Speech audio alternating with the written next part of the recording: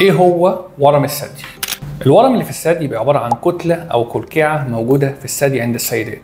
بلاقي دايما المريضه بتكلمني تقول لي يا دكتور انا قلقانه في كلكعه طلعت لي في صدري، ودايما بتقول لي اعمل اشعات ايه قبل ما اجي لحضرتك.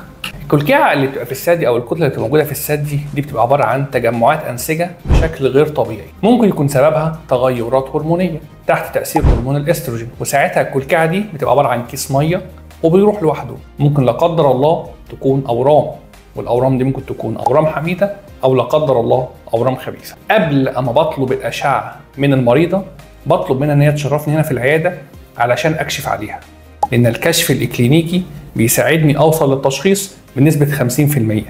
كمان بيساعدني اني احدد نوعيه الاشعه اللي بطلبها للمريض. وخلي بالكم الكشف الاكلينيكي هنا مش معناه فقط ان اكشف على المريضه، لا ده مهم جدا كمان في اني اخد القصه المرضيه للمريضه ولعيلتها، لان العامل الوراثي بيبقى عامل مهم جدا في سرطان الثدي عند السيدات.